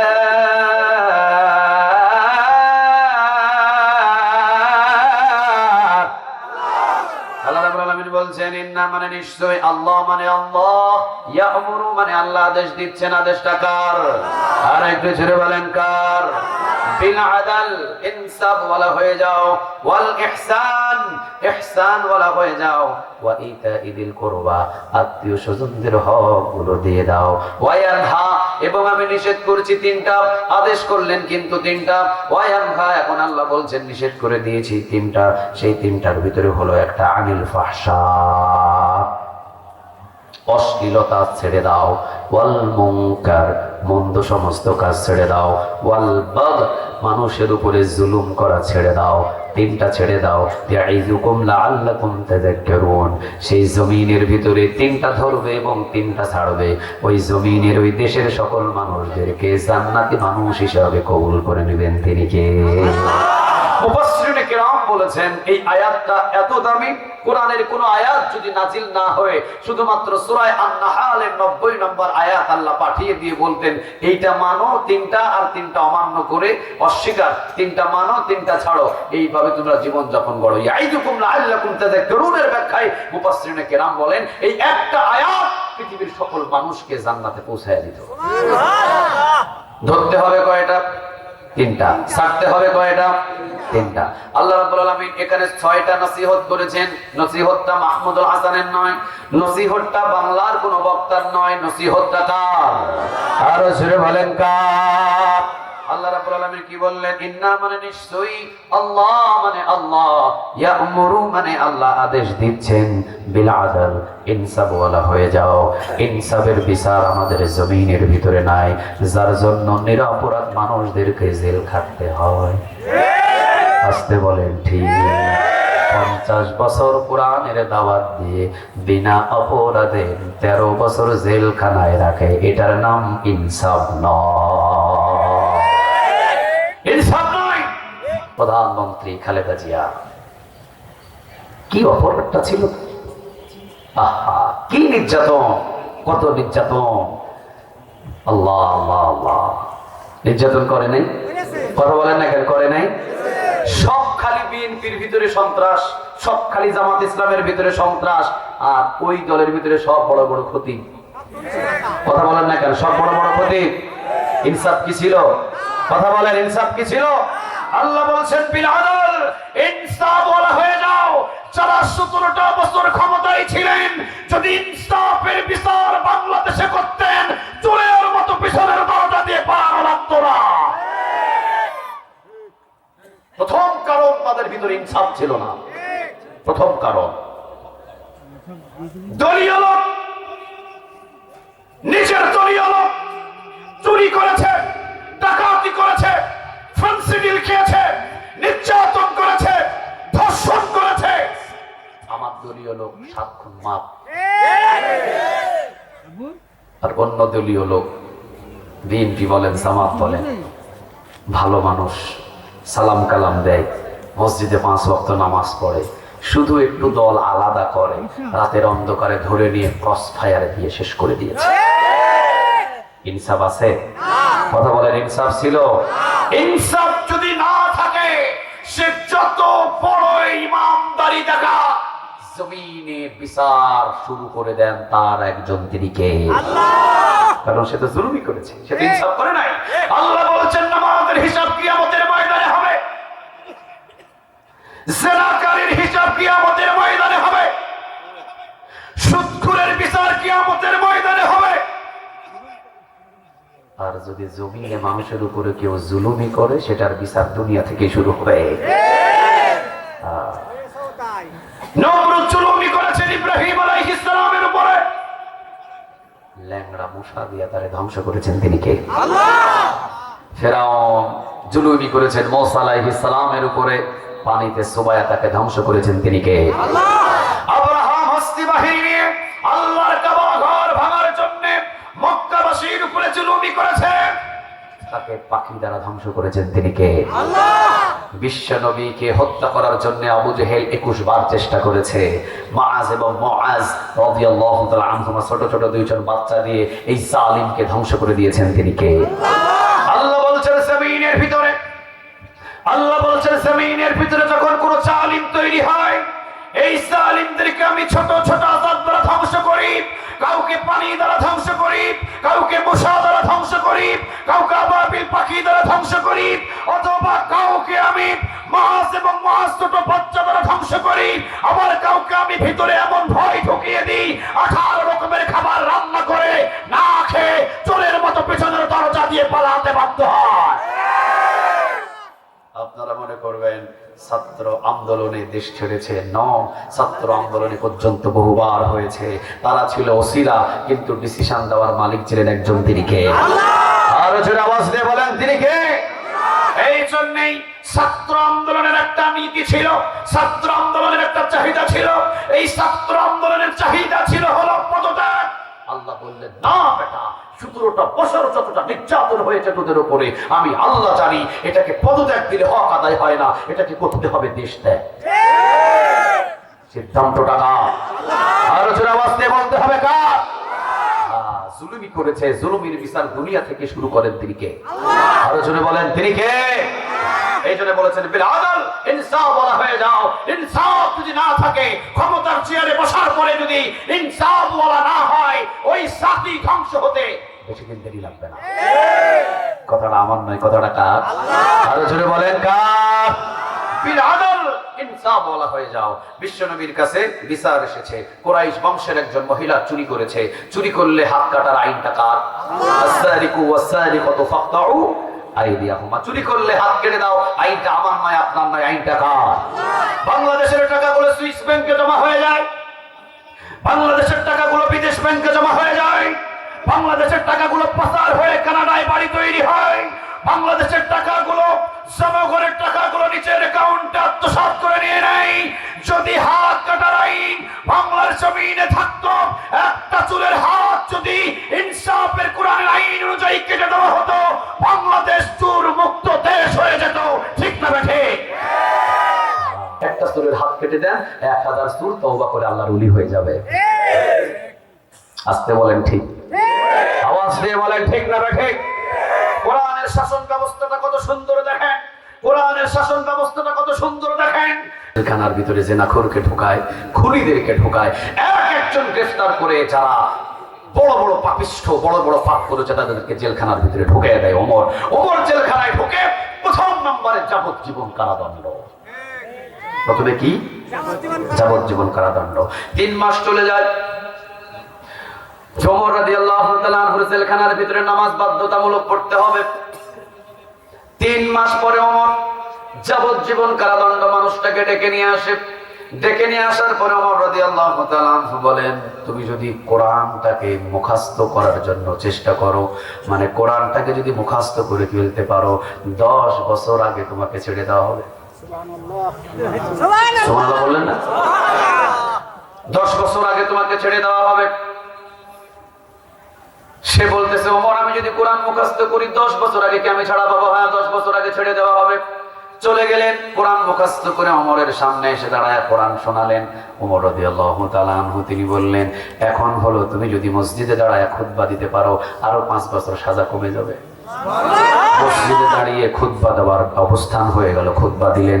এবার ওমর রাদিয়াল্লাহু তাআলা আনহু তিনি বললেন, তুমি যদি কোরআনের বিচার বিভাগটা যদি পড়তে পারো, সাজাতে পারো, সুন্দরভাবে যদি বিচার বিভাগ চালাতে পারো, এমন যোগ্যতা যদি আনতে পারো, আরো 5 বছর শাস্তি কমে যাবে। কোরআনটাকে এমন ভাবে শাস্তি কমায় ঢোকায় দিলেন, শেষ পর্যন্ত ওমর রাদিয়াল্লাহু তাআলা আনহু তাকে মুক্ত করে দিলেন। পরের দিন এসে ওমর রাদিয়াল্লাহু তাআলা আনহুর সামনে বিশাল বড় কয়েদি এসে বলতেছেন, ওমর, জেলখানার ভিতরে আপনি যেটা আমাকে শিক্ষা দিয়েছেন, আমার সারা জিন্দেগি গুনাহ মুক্ত জীবন সাজানোর জন্য আমি সবকিছু পেয়ে গেছি। সুবহানাল্লাহ বলেন। আজকে যারা যাবজ্জীবন কারাদণ্ডে আছে, ওই কারাদণ্ড থেকে যদি বাংলাদেশের আইন অনুযায়ী যদি বলা হতো, এই তোর যাবজ্জীবন কারাদণ্ড না, কোরআনটাকে যদি তুই মুখস্থ করিস তোকে 5 বছর পরে ছেড়ে দিব, এমন যদি তাদেরকে একটা জিনিস দেওয়া হয়, তারা কি কোরআন মুখস্থ করার জন্য প্রতিযোগিতা লাগবে না? কথা বলেন, লাগবে? লাগবে। যদি মসজিদে দাঁড়িয়ে খুতবা দেওয়ার যোগ্যতা হয় 10 বছর পরে ছেড়ে দেব। যদি বিচার বিভাগ হাদিস কোরআন ভালোভাবে বলতে পারিস দাঁড়িয়ে দাঁড়িয়ে, এই যে 10 বছর পরে তোর শাস্তি এটা কমিয়ে দিব, এইভাবে যদি শর্ত দেওয়া হতো, একজন কয়েদি যাবজ্জীবন না কাটাইয়া কোরআনের হাফেজ হয়ে জেলখানা থেকে বাহির হতো, ঠিক না ঠিক? এগুলো হলো কোরআনের বিল আদল, ইনসাফের বিচার। বিশ্বনবীর কাছে একজন কুরাইশ বংশের এক নারী এসেছে, নারীটা চুরি করেছে। রাসূল বললেন, আস-সারিকু ওয়াস-সারিকাতু ফাকতাউ আইদিয়াহুমা, চুরি করলে হাত কেটে দাও, আইনটা কার? একজন সাহাবী বললেন, ইয়া রাসূলুল্লাহ, আপনি যার হাত কাটতে যাচ্ছেন নবী গো, কানে কানে কানে কানে বলতেছে, ও নবী, যার হাত আপনি কাটতে যাচ্ছেন তিনি তো হলেন কুরাইশ বংশের মহিলা, আর কুরাইশ বংশটা হতো আপনার নিজেরই বংশ। কুরাইশ বংশের মহিলার যদি হাত মদিনাতে কেটে দেন, তাহলে কুরাইশ বংশের মান ইজ্জত সব কমে যাবে। ও নবী, নিজের বংশ হিসাবে একটু ইহসান করেন, নিজের বংশ হিসাবে একটু প্রস্তুত করেন, নিজের বংশের মহিলা হিসাবে একটু কমায়া দেন। মানে কি কমায়া দিব? কয় নবী, হাত কাইটেন না, গোপন ভাবে একটা আঙ্গুল কাইটা দিয়া পার করে দেন, আমাদের মতো আর কি। গোপন ভাবে একটা আঙ্গুল কাইটা কি কোন রকম ঢিসমিস পার করে দেন। বিশ্বনবী দাঁড়িয়ে গেলেন, কারে বলে বিল আদল, কারে বলে ইনসাফ, কারে বলে ইনসাফ ওয়ালা নেতা। বিশ্বনবী দাঁড়িয়ে গেলেন, দাঁড়িয়ে যাওয়ার পরে বললেন, ওয়াল্লাহি, আল্লাহর কসম, আজকে যদি কুরাইশ বংশের মহিলা চুরি না করে আমার মেয়ে ফাতেমাও চুরি করতো, আল্লাহর কসম আমি আমার মেয়ের ফাতেমার 2টা হাত আমি কেটে দিতাম। বিল আদল, এইরকম যদি ইনসাফ ওয়ালা নেতা যদি বাংলার জমিনে তৈরি হয়ে যেত, পুরা বাংলার জমিন তো ইনসাফের বিচার যদি সবাই পেত, পুরা বাংলার জমিনে জান্নাতের বাগান হয়ে যেত, ঠিক না ব্যাঠি? বারবার ছাড়া পায় বিধায় তো মানুষ হত্যা করে, বারবার ছাড়া পায় বিধায় তো চুরি করে, বারবার ছাড়া পায় বিধায় তো 8 বছরের বাচ্চাকে ধর্ষণ করে, ঠিক না ব্যাঠি? ছাড়া যদি না পাইতো তাহলে একজনের বিচার দেখে পুরা বাংলাদেশের যুবক ভালো হয়ে যেত, কথা বলেন না কেন? বিল আদল, ইনসাফ ওয়ালা হয়ে যাও। ওমর রাদিয়াল্লাহু তাআলা আনহুর ভিতরে কেমন ছিলেন ইনসাফ চিন্তা করে দেখেন। ওমর রাদিয়াল্লাহু তাআলা আনহু তিনি রাষ্ট্র পরিচালনা করেন, বিল আদল কেমন ছিল, ইনসাফ কেমন ছিল ছিলেন। রাতের বেলা ওমর চেরাগ বাতি একটা জ্বালিয়ে, কেরাসিনের বাতি জ্বালিয়ে ওমর লেখালেখির কাজ করতেছেন। ইন দ্য মিন টাইম দরজার ওই পাশে থেকে সালাম দিলেন, ওমর আসসালামু আলাইকুম ওয়া রাহমাতুল্লাহ। ওমর সালাম নিলেন, নিয়ে বলতেছেন, বিবি তুমি কি রাতের বেলা আমার এই কক্ষে, আমার এই ঘরে কি আসতে চাচ্ছ? বিবি বললেন, জি ওমর, আমি আসতে চাচ্ছি, যদি আপনি আমার অনুমতি দেন তাহলে আমি ঘরের ভিতরে প্রবেশ করব। ওমর রাদিয়াল্লাহু তাআলা আনহু তিনি বললেন, বিবি রে, আমি তো রাষ্ট্রীয় কাজ লেখালেখি নিয়ে একটু ব্যস্ত আছি। ওমরের বিবি বললেন, সারাদিন আপনাকে পাওয়া যায় না, রাতের বেলা আমি আপনাকে একটু পেয়েছি সুযোগ করে, এই জন্য আমি আপনার সাথে একটু কথা বলতে চাই। ওমর বললেন, প্রবেশ করো। প্রবেশ করলেন, ভিতরে বসলেন। বিবি তো ওমর বলতেছেন, বিবি কি বলবা তুমি, বলো তো দেখি কি কথা। এবার বিবি বলতেছেন, ওমর আমি আমার সাংসারিক বিষয়, আমি আমার ব্যক্তিগত বিষয় একটু আপনার সাথে আমি একটু পরামর্শ করতে চাই। ওমর রাদিয়াল্লাহু তাআলা আনহু ইন দ্য মিন টাইম সাথে সাথে সামনে যে চেরাগ বাতি ছিলেন ফু দিয়ে নিভিয়ে দিলেন। সুবহানাল্লাহ বলবেন না? ফু দিয়ে চেরাগ বাতি নিভিয়ে দিলেন। বিবি মনে মনে বড় কষ্ট পেলেন। বিবি বললেন, ওমর আপনি আমাকে এই অপমান নাও করতে পারতেন, আপনি আমাকে বলতে পারতেন যে আমার সাথে কথা বলতে আপনার ইচ্ছে করছে না, কেন আপনি বাতি নিভিয়ে দিয়ে আপনি আমাকে বুঝাইয়া দিলেন যে আমার কথা শুনবার মতো আপনার কাছে টাইম নাই। ওমর হাত জোড় করে বলতেছেন, বিবি তুমি আমার আল্লাহর হস্তে মাফ করে দাও। বিবি রে, এই জন্য আমি চেরাগ বাতিটা আমি নিভাই নাই।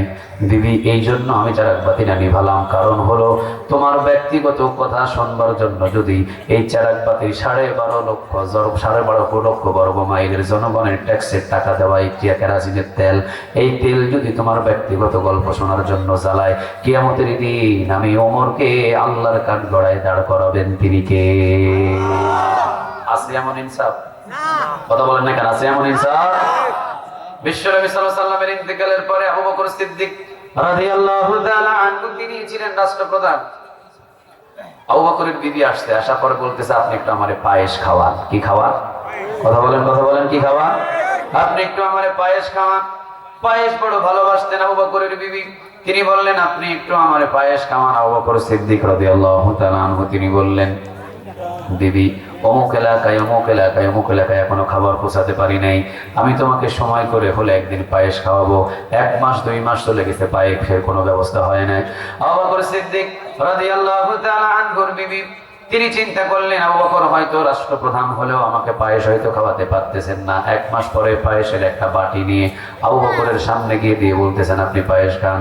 আবু বকর বলছেন বিবি পায়েসের ব্যবস্থাটা কোথায় থেকে হলো আমাকে একটু জানাও। বিবি বলতেছেন প্রতিদিন যেই রাষ্ট্রীয় খাজানা থেকে রেশনের চাল আমার ঘরে আসে, ওই রেশনের চাল থেকে আমি প্রতিদিন 1 মুষ্টি করে চাল উঠায় রেখে বাকিটা রান্না করি। এই জন্য 30 দিনে 30 মুষ্টি চাল জমা হয়েছে। 30 মুষ্টি চাল একত্রিত করে তার ভিতরে একটু গুড় দিয়েছি, একটু চিনি দিয়েছি, একটু কিশমিশ দিয়েছি, একটু আতপ চাল একটু মিশ্রিত করে কিশমিশ দিয়ে সুন্দর করে মশলা টসলা দিয়ে পায়েস রান্না করেছি। আবু বকর সিদ্দিক রাদিয়াল্লাহু তাআলা আনহু পায়েস রাখলেন, চলে গেলেন রেশনের যেখানে বিতরণ করা হয় সেখানে। কর্মচারীকে ডাক দিলেন, কর্মচারী আসলেন। আবু বকর বললেন শোনো, আগামীকাল থেকে আমার ঘরে যে রেশনের চাল পাঠানো হয় সেখান থেকে 1 মুষ্টি করে চাল উঠায় নিবেন। রেশনের কর্মচারী বললেন আবু বকর 1 মুষ্টি চালের আবার কি হলো? আবু বকর বললেন যেই পরিবার 1 মুষ্টি চাল ছাড়াও 1 মাস চলতে পারে সেই পরিবারে 1 মুষ্টি চাল বেশি পাঠানোর কোনো দরকার নাই। সুবহানাল্লাহ বলবেন না? আমার পরিবার 1 মুষ্টি চাল ছাড়াও 1 মাস চলতে পেরেছে, বিধায় জানা যায় 1 মুষ্টি চাল আমার পরিবারে দেওয়ার আর কোনো বাড়তি দেওয়ার কোনো প্রয়োজন নাই। এই 1 মুষ্টি চাল এতদিন আমার ঘরে বাড়তে গিয়েছে, 1 মুষ্টি চাল আমার ঘরে থেকে কমায়া দিও, কারণ এই 1 মুষ্টি চাল যদি আমি বেশি নিই কিয়ামতের দিন জালিমদের কাতারে আমাকে দাঁড় করাবেন তিনি কে? সুবহানাল্লাহ বাড়িতে গিয়ে বললেন, একটা আওয়াজ দিয়ে বলা যায় না সুবহানাল্লাহ? ওমর রাদিয়াল্লাহু তাআলা আনহু যখন রাষ্ট্রপ্রধান ছিলেন, ওনার ছেলে ছিলেন একজন আব্দুল্লাহ। নাম কি? কথা বলেন, নাম কি? আব্দুল্লাহ রাদিয়াল্লাহু তাআলা আনহু তিনি কুরবানের বাজারে একটা উট উঠাইছে। উট 3 মাস আগে কিনছিলেন, একটা উট বিক্রি করার জন্য দাঁড়াইছে। আচ্ছা বলেন তো দেখি, প্রধানমন্ত্রীর ছেলে যদি উট বিক্রি করতে আসে, মানুষ কি তাকে দেখার জন্য জমায়েত কম হবে না বেশি হবে? কথা বলেন বেশি হবে না কম হবে? সব মানুষগুলো জমায়েত হয়েছে। ওমর গিয়েছেন সেই বাজারে, বাজারের বিষয়টা জানার জন্য। আসলে পশুর দাম কেউ বেশি নয় নাকি কেউ কম নাই, নিজে নিজে যেতেন। ওমর ছদ্মবেশে গিয়ে দেখে কিরে আব্দুল্লাহ একটা উট নিয়ে দাঁড়িয়ে আছে। সামনে দাঁড়ালেন আব্দুল্লাহ। কামা হাযা ইয়া আব্দুল্লাহ, কামা হাযা ইয়া আব্দুল্লাহ। বাবা আব্দুল্লাহ তোমার এই উটের দাম কত? মাস্ক পরিধান করা ছিলেন ওমর। আব্দুল্লাহ চিনতে পারেন নাই। ওমর বলতেছেন বাবা তোমার এই উটের দামটা কত? আব্দুল্লাহ বলতেছেন আমার এই উটের দাম হলো 80 দিরহাম। কিনেছিলাম কত দিরহাম?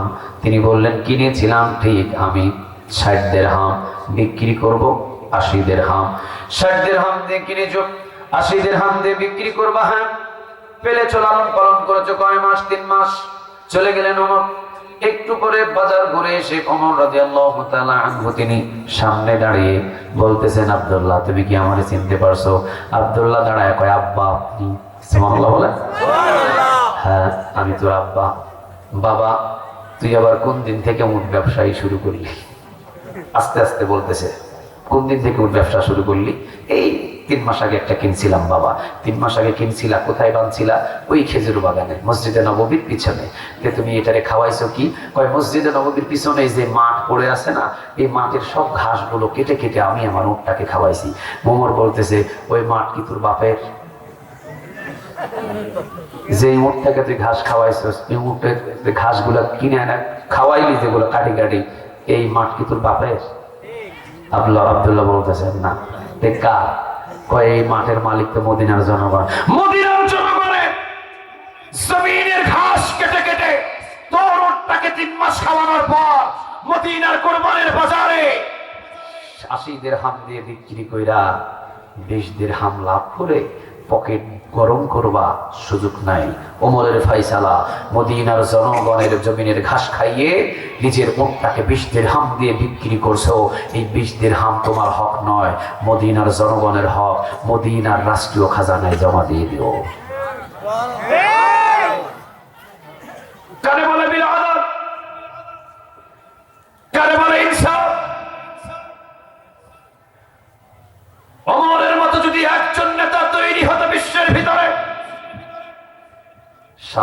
পৃথিবীর নাস্তিকরা ইন্দুরের গর্তে গর্তে ঢোকাতে বাধ্য হয়ে যেত। ওমরের মতো যদি একজন ইনসাফওয়ালা নেতা আমরা তৈরি করতে পারতাম, জমিনটা জান্নাতের বাগান হয়ে যেত। ঠিক না বেঠিক? আল্লাহ রাব্বুল আলামিন বললেন বিল আদাল ইনসাফওয়ালা হয়ে যাও ওয়াল ইহসান। এবার দ্বিতীয় নাম্বার আল্লাহ বলছেন ইহসানওয়ালা হয়ে যাও। ইহসান, ইহসান মানে ভালো ব্যবহার। কি ব্যবহার? আরো জোরে বলেন কি ব্যবহার? তবে এই ভালো ব্যবহারটা মা বাবার প্রতি ভালো ব্যবহারটা দেখানোর জন্য ফরজ করে দিয়েছেন তিনি কে? আমি ভাইয়ের সাথে ভালো ব্যবহার দেখাবো, এটা ফরজ নয়। হুজুরের সাথে ভালো ব্যবহার দেখাবো, এটা ফরজ নয়। কিন্তু আমি আমার মা বাবার সাথে ভালো ব্যবহার করতে হবে, এটাকে ফরজ করে দিয়েছেন তিনি কে? ওয়াকাদা রাব্বুকা আল্লা তা'বুদু ইল্লা ইয়্যাহু ওয়া বিল ওয়ালিদাইনি ইহসানা। বলেন কথাটা কার? আল্লাহ রাব্বুল আলামিন বলছেন মা বাবার প্রতি ইহসান করো, মানে ভালো ব্যবহার দেখাও। ইহসান অর্থ কি? ইহসান যদি প্রতিটা রাষ্ট্রের নেতাদের ভিতরে ইহসান খুঁজে পাওয়া যায়, পুরো বাংলার জমিনটা জান্নাতের বাগান হয়ে যাবে। এক বিল আদল ইনসাফ যদি নেতার ভিতরে যায়, যেমন বিচার বিভাগটা জান্নাতের বাগান হয়ে যাবে। ইহসান ভালো ব্যবহার যদি নেতার ভিতরে চলে যায়, পুরো বাংলার জমিনটা জান্নাতের বাগান হবে। ইহসানের অর্থটা কি? ভালো ব্যবহার। এখন ভালো ব্যবহারটা কি? ধরেন ভাইজান আসছে এখানে, আপনারা মাহফিল করতেছেন, আপনারা বলছেন ওখান থেকে হুজুর আমাদের ভাইজানের কাছ থেকে একটু 50,000 টাকা লইয়া দেন। আমি এখন ভাইজানকে বললাম ভাইজান মাদ্রাসার জন্য আপনি একটু 50,000 টাকা দেন। উনি মাইকটা আমার কাছে নিয়ে উনি এবার মাইক ধরে বলতেছেন হুজুর আপনি যেহেতু চাইছেন 50,000 টাকা, কিন্তু আমি তো দেখতেছি মাদ্রাসা অনেক অর্থের প্রয়োজন। হুজুর যান, আপনি চাইছেন 50,000, আমি দিয়ে দিলাম 1 লাখ। এই যে চাইছিলাম 50,000 দিয়ে দিছেন 1 লাখ, এটার নাম হলো ইহসান। এটার নাম কি? কথা বলেন, এটার নাম কি? মোবাইল চাইছিলেন একটা, আমি দিয়ে দিছি 2টা, এটার নাম কি? ইহসান। আপনি চাইছেন 10,000, কিন্তু নেতা সাহেব দিয়ে দিতে 20,000, এটার নাম কি? নেতার কাছে যদি 1 কিলোমিটার রাস্তা চান, নেতা যদি বলে 1 কিলো না 2 কিলো দিয়ে দিলাম, বুঝতে হবে ওই নেতার ভিতরে কি আছে। কথা কয় না, কি আছে? মুখটারে গাবলার মতো করে রাখছে, আরবি হরফ মুখ দিয়ে বাইরে হয়। 2-4টা গালি দিতে বললে তো একদম উড়ে আলাইব সব। ইহসান, ইহসান কি? কথা বলেন। 1 কিলোমিটার রাস্তা চাইছেন নেতা সাহেবের কাছ থেকে, নেতা যদি বলে 1 কিলো না 2 কিলো দিলাম, খুশি বেশি না কম? এটার নাম হলো ইহসান। নেতাদের ভিতরে যদি ইহসান থাকে, তাহলে নেতারা 1 কিলো চাইবেন 2 কিলো দিবে, ব্রিজ চাইবেন একটা দিয়ে দিবে কয়টা? কথা বলেন কয়টা? কিন্তু 2টা তো দেওয়ার কথা দূরে, একটা যদিও কোনো রকম আসে, অর্ধেক রড অর্ধেক সবাই কয় না, অর্ধেক রড অর্ধেক বাঁশ। কারণ বোঝা যায় নেতার ভিতরে কি নাই? ইহসান নাই। কি নাই? ইহসান নাই। এখন পিতামাতার প্রতি ইহসানের হক আদায় করা ফরজ করে দিয়েছেন আল্লাহ। কিভাবে ফরজ করলেন বুঝাচ্ছি আমি। মা আপনাকে ডাক দিয়েছে, বাবা আব্দুল করিম আপনি ঘর থেকে বাহির হচ্ছেন ঢাকা শহরে যাওয়ার জন্য। সকালবেলা মা বলেছে আব্দুল করিম বাবা তুই কি ঢাকা যাবি? হ্যাঁ মা আমি তো ঢাকার দিকে রওনা দিয়েছি। মা বলতেছে বাবা আব্দুল করিম এই যে দেখ আমার শাড়ি, বাজান রে শাড়িটা পাতলা হয়ে গেছে, আঁচলের দিকে ছিঁড়ে গেছে। বাজান ঢাকা থেকে আসার সময় নারায়ণগঞ্জে আমার জন্য একটা ভালো একটা শাড়ি নিয়ে আসিস। ছেলে বলতেছে মা আপনার জন্য অসুবিধা নেই, আমি আসার সময় একটা শাড়ি আনবো। মা শাড়ি চাইছে কয়টা? কথা বলেন কয়টা? একটা। ঢাকা থেকে আসার সময় শাড়ির দোকানে ঢুকেছেন, শাড়ির দোকানে ঢুকে আপনি শাড়িওয়ালাকে বলছেন ভাই শাড়ি দেখান। শাড়ি দেখিয়েছেন, পছন্দ হয়ে গেছে, আপনি বললেন এখান থেকে 2টা শাড়ি প্যাকেট করেন। কয়টা আনতে বলছিল? কয়টা? 2টা শাড়ি প্যাকেট করেন। 2টা শাড়ি প্যাকেট করছে, নিয়ে এসেছেন, মায়ের হাতে দিয়ে বলছেন প্যাকেট করা। মা ধরেন শাড়ি, মা মনে করছে মনে হয় একটাই শাড়ি। মা শাড়িটাকে নিয়ে টাকের উপরে চোখের উপরে রেখে দিয়ে সারাদিন কাজকর্ম করে ঈশার নামাজ শেষ করে যায় নামাজে বসে থেকে মা চিন্তা করছে বাজান আমার কেমন শাড়ি নিয়ে আসছে একটু দেখি। নামাইছে, উপর থেকে নামানোর পরে প্যাকেট খুলে দেখি কয়টা। মা বলতেছে কি রে, মনে হয় আমার একটা, আর আরেকটা মনে হয় তার, অন্য কারোর জন্য নিয়ে আসছে। ছেলের দরজায় দাঁড়ায় বলে আব্দুল করিম বাজান আমার শাড়ি 2টা এখানে, বাজান রে কোন শাড়ি আমার আর কোন শাড়ি কার জন্য আর একটা লই আইছস তুই আমার একটু দেখায় দে। আব্দুল করিম মুস্কি হাসি দিয়ে কয় মা কি কর 2টাই তো তোমার জন্য। ও মা, দুইটাই তো তোমার জন্য, দুইটা শাড়ি তো তোমার জন্য আনছি। মা বলে, বাজান রে, আমি তো তোরে একটা শাড়ি আনার জন্য বলছিলাম। ছেলে বলতেছে, মা তুমি বলছো একটা আনার জন্য, কিন্তু আমার আল্লাহ 1400 বছর আগে আমাকে দুইটা আনার জন্য হুকুম দিয়েছেন। তিনি কে? মাগো, তোমার প্রতি ইহসানের হক আদায় করতে হবে। শ্বশুরের জন্য ইহসানের হক আদায় নয়, শাশুড়ির জন্য ইহসানের হক আদায় নয়, খালার জন্য ইহসানের হক আদায় নয়, শালীর জন্য ইহসানের হক আদায় নয়। মা, মা তুমি চাইছো একটা, আর আল্লাহ বলতেছেন যদি আমি একটা দিই সেটা হয়ে যাবে ইনসাফ বিল আদাল, ইনসাফ হবে। একটা চাইছো, একটা দিছি, বিল আদাল, ইনসাফ হবে। কিন্তু তোমার ব্যাপারে তো ইনসাফ করা যাবে না, তোমার ব্যাপারে আদায় করতে হবে ইহসান। ইহসান হলো একটা চাইবা দুইটা দিতে হবে। মা তুমি চাইছো একটা, আমি নিয়ে আসছি দুইটা। মাগো, এটা আমার ইচ্ছায় আনি নাই, আমাকে আনার জন্য হুকুম দিয়েছেন। তিনি কে? আল্লাহ। মা আসলটারে দিয়ে মুখটা ঘুরায় নিছে, ঘোরায় নিয়ে দুইটা শাড়ি নিয়ে যাই নামাজের উপরে রেখে মা দুই হাত তুলে বলতেছে, আল্লাহ এটা তুমি কি দিছো আমারে? ও রব্বে কারীম, কি সন্তান দিলা তুমি আমারে? ও রব্বে কারীম, এটা কেমন সন্তান দিলা তুমি আমারে? আমার আব্দুল করিমটারে আমি পেটে রাখছিলাম 10 মাস 10 দিন। আল্লাহ গো, এমন সন্তান রে 10 মাস 10 দিন পেটে রাখলে তো হক আদায় হয় না। 10 বছর তুমি আমার পেটের ভিতরে এই সন্তানটা রাখতা, 10 বছর পর্যন্ত আমার আব্দুল করিম রে আমি পেটে নিয়ে ঘুরতাম। আল্লাহ বলে, আব্দুল করিম, যাই নামাজ থেকে যে দোয়াটা ভেসে আসছে রে আব্দুল করিম, তোর মা খুশি। যা বেটা, 8টা জান্নাতের দরজা খুলে দিছি।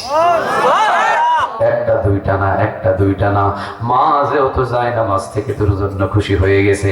ইমাম সাহেব দোয়া করলে তোর জন্য একটাও দরজা খুলবো না, খতিব সাহেব দোয়া করলে একটাও দরজা খুলবো না, কাবা ঘরের ইমাম যদি দোয়া করে একটা দোয়া একটা দরজাও আমি খুলবো না। কিন্তু আব্দুল করিম রে, মা যেহেতু তোর ইহসানের হক আদায় করতে গিয়ে খুশি হয়ে গেছে, 8টা জান্নাতের দরজা খুলে দিছি। এটা হলো ইহসান। আল্লাহ বলছেন মা বাবার প্রতি ইহসানের হক আদায় করতে হবে বাপজান, এটা কিন্তু ফরজ। প্রতিটা সন্তান যদি মা বাবার প্রতি ইহসানের হক আদায় করতো, বৃদ্ধাশ্রম বাংলাদেশে থাকতো না। আসতে বলেন ঠিক।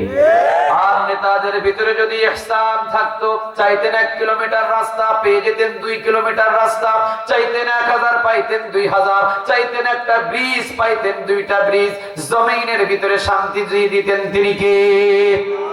এবার আল্লাহ বললেন ওয়াইতা ইদিল কুরবা, আত্মীয় স্বজনদের হকগুলো দিয়ে দাও। ওয়ায়ানহা, এবং আল্লাহ বলছেন নিষেধ করে দিলাম 3টা, আনিল ফাহশা, অশ্লীলতা ছেড়ে দাও, মন্দ কাজগুলো ছেড়ে দাও। 14 ফেব্রুয়ারির নামে অন্য মেয়েকে নিয়ে কখনো কোনোদিন পার্কে যাওয়া যাবে না। এটা হলো অশ্লীলতা, ঠিক না ঠিক? এটা রাষ্ট্রীয়ভাবে বন্ধ করে দেওয়া দরকার। ওয়াল মুনকার, মন্দ কাজ, মুখে মুখে শুধু গালাগালি করে, মুরব্বিদের সম্মান দেয় না, এটা বন্ধ করে দাও। ওয়াল বাগ, জুলুম করা বন্ধ করে দাও, কারণ জুলুমের বিচার মৃত্যুর পরে না আগে। জোরে বলেন, মৃত্যুর পরে না আগে। জুলুম করা বন্ধ করে দাও। এই 3টা ধরো এবং 3টা ছাড়ো। ইয়াইজুকুম লাআল্লাকুম তাযাক্কারুন। কোন জাতি যদি, কোন দেশের সব মানুষ যদি 3টা ধরে 3টা ছাড়ে, ওই দেশের সব মানুষদেরকে জান্নাতি মানুষ হিসাবে কবুল করে নেবেন তিনি কে? কোন গ্রামের মানুষ যদি 3টা ধরে 3টা ছাড়ে, ওই সকল গ্রামের মানুষদেরকে জান্নাতি হিসাবে কবুল করে নেবেন তিনি কে? কোন পরিবারের যদি সবাই 3টা ধরে 3টা ছাড়ে, ওই পরিবারের সবাইকে জান্নাতি হিসাবে কবুল করে নেবেন তিনি কে? আর যদি কোনো ব্যক্তি 3টা ধরে 3টা ছাড়ে, ওই ব্যক্তিটাকে জান্নাতি হিসাবে কবুল করে নেবেন তিনি কে? সূরা আন-নাহলের 90 নম্বর আয়াত অনুযায়ী আল্লাহ যেন আমাদের প্রত্যেককে 3টা ধরা এবং 3টা নিষেধ মেনে মেনে জীবন গঠন করার তৌফিক আমাদের সবাইকে দান করেন, বলেন আমিন। এটা হলো আমাদের জন্য একটা নসিহত, মা বোনদের জন্য নসিহত। কানটা খাড়া করেন, কিয়ামতের ময়দানে আল্লাহ সুবহানাহু ওয়া তাআলা বান্দীদের ডাক দিবেন, মা বোনদের ডাক দিবেন, দিয়ে বলবেন, বান্দী তোমার কি 4টা গুণ আছে? কি কি গুণ? 1 নম্বর আল মারআতু ইযা সাল্লাত খামসাহা, তুমি কি সময় মতোই 5 ওয়াক্ত নামাজ পড়েছো? আল্লাহ দেখবেন হ্যাঁ, গুণটা তার আছে। দ্বিতীয় নম্বর সামাত শাহরাহা, সে রমজান মাসের 30টা রোজা আদায় করেছে, হ্যাঁ গুণটা পেয়েছি। 3 নম্বর আতাআত বালাহা, এই নারীটা কোনোদিন স্বামীর সাথে তর্ক বিতর্কে লিপ্ত হয় নাই, স্বামীকে আনুগত্য করে চলেছে। 4 নম্বর হাফিজাত ফুরুজাহা, এই নারীটা লজ্জাস্থান হেফাজত করেছে, স্বামী ছাড়া কারো সামনে লজ্জাস্থান খুলে নেই। এই 4টা গুণ যখন আল্লাহ পাবে, আল্লাহ বলবেন বান্দি এদিকে আয়, ওই যে দেখ 8টা জান্নাতের দরজা খোলা আছে, তোর কোনো কিয়ামতে হিসাব লাগবে না, তুই সোজা যে দরজা দিয়ে খুশি ওই দরজা দিয়ে জান্নাতে ঢুকে যা। একজন সাহাবী বললেন, নবী আমাদের পুরুষদের জন্য কি এই সুযোগটা নাই? বিশ্বনবীজি বললেন, না, পুরুষদের জন্য এই সুযোগটা নাই। পুরুষদের জন্য কিয়ামতের ময়দানে 4টা গুণ নিয়ে জান্নাতে যাবে এই সুযোগটা দেয় নাই, শুধু নারীদেরকে এই সহজ পথ জান্নাতে যাওয়ার দান করেছেন তিনি কে?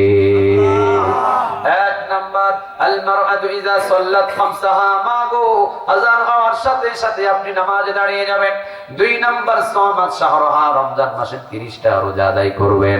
3 নাম্বার আতাআত বালাহা, স্বামীর আনুগত্য করে চলবেন। 4 নাম্বার হাফিজাত ফুরুজাহা, নিজের লজ্জাস্থানের হেফাজত করবেন।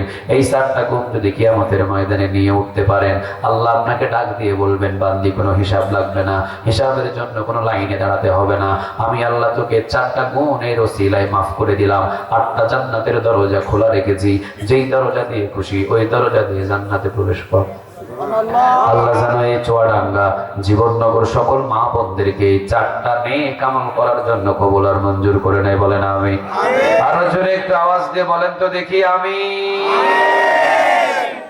3 পয়েন্টে আমার আলোচনা হয়েছে। দানবী সবচাইতে সাহাবীদের ভিতরে একজন বেশি করেছেন, নামটা কি? কি দিয়েছেন? দানটা কি দিয়েছেন? দিছিলেন একটা, পরবর্তীতে নিয়ে গেছে কয়টা? আরেকজন সাহাবীর ঘটনা বলেছিলাম, একটা ফল দান করেছিলেন, ফলের নামটা কি? দান করেছিলেন কয়টা? আল্লাহ ফিরিয়ে দিছে কয়টা? কোন সূরা থেকে আমাদের আলোচনা শুনলাম? সূরা আন-নাহল। কত নম্বর আয়াত? 90 নম্বর। এই 90 নম্বর আয়াতটা যদি শুধু কোরআনের নাজিল হতো, কোন আয়াত যদি আল্লাহ না পাঠাতেন, এই আয়াতের উপরে আমল করলে, 3টা গ্রহণ 3টা ছাড়লে সোজা কোথায় আল্লাহ নিয়ে যেতেন? পুরা জাতিকে দিয়ে দিতেন কোথায়? তাহলে 3টা ধরো 3টা ছাড়ো, 3টা ধরো 3টা, ওয়াজটা আমার নয়, স্বয়ং ওয়াজটা কার? আল্লাহ। 1 বিল আদাল, ইনসাফ বলা হতে হবে। 2 ওয়াল ইহসান, ইহসান বলা হতে হবে। 3 ওয়া ইতাইদিল কুরবা, আত্মীয় স্বজনদের হকগুলো দিয়ে দিতে হবে। যেমন আপনি ধনী মানুষ, আপনার ডান পাশে আছে একজন এতিম, বাম পাশে আছে একজন মিসকিন, আপনার সামনে আছে আপনার বোন, আত্মীয় স্বজন গরিব, এদের যতটুকু হক আদায় করা দিয়ে দিতে হবে। রাসূল বলেছেন, গোশত রান্না করছো, গোশতের পিস যদি নাও দিতে পারো, একটু গোশতকে ঝুল বাড়ায়া দিয়া ঝুলগুলো দিয়ে দাও, হক আদায় হয়ে যাবে। সুবহানাল্লাহ বললেন না? এই 3টা মানো। একটা ইনসাফ, ইনসাফ, ইনসাফ,